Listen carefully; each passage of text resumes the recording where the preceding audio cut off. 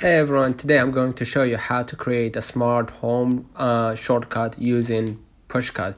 If you're into automating your home, this is a fantastic way to take things up a notch. Let's dive in. First, make sure that you've got Pushcut set up and integrated with Apple Shortcut. You don't need to do anything. Basically, make sure that you log in with your account and you're gonna be able to do it. So, go ahead to the widgets. All right.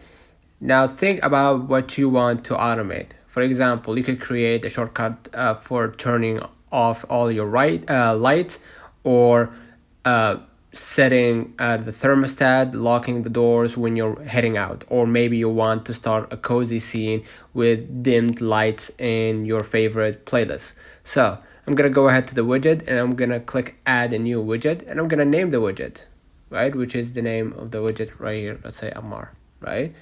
And enter the API or the link, the URL, and you're gonna be able to see that I cannot do anything because it's already set. It's been already set. So I'm gonna go ahead and add the content, right? And the content, let's say for example, I want it to be a column, or add the content name, which is positive quote, let's say. Right, and as you can see right here, I add a column, row, or image. Okay, with image. Now what I'm gonna do, I'm gonna go ahead and see right here that it says used in widget definitions. No widgets are used in this content, right? I could go ahead and see right here. I'm gonna add row symbol right here in spacer, right? Now what I'm gonna do, I'm gonna go ahead to the image and see right here, I can add text, right? Select an action, which is open Pushcut or open URL or run shortcut.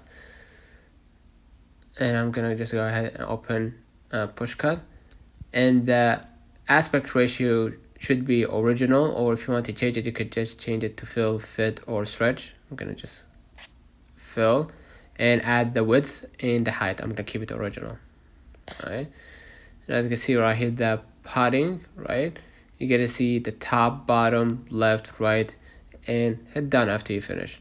Same goes for the spacer, right? And add the spacer direction. You can go ahead and click to change it, right? And after you've done everything, you can just go ahead and add the content. Here I clicked it to copy it to see if I can copy it, and hit add at the top, right? And after you finish, now you added that widget, right? Hit done at the top, right? As you can see right here, you added that widget. This is a list of all the widgets you've created. Each of these can be selected in the configuration screen of your home screen widget. So I'm gonna go back to test it out. Hold your screen, click edit at the top left, click add widget, and then scroll a bit down. You're gonna see right here the Pushcut. Go ahead and add it. And now you added the smart home screen for that. Now I didn't add any images or pictures, but you can do it on your own time. This is basically how you can make a smart home screen shortcut, right? And once everything is set up, test it out, and basically you can go ahead and tap in the widget, and you're gonna be able to see that it will open the shortcut, the Pushcut, because I already set it to open shortcut, right? You can change it to URL or open the shortcut, Apple Shortcut meaning, and watch your smart home respond like a magic. That's it. You just created a smart home shortcut with Pushcut. What kind of automations are you planning to build? Let me know. I'd love to hear your creative ideas. Don't forget to like and subscribe. Thank you for watching.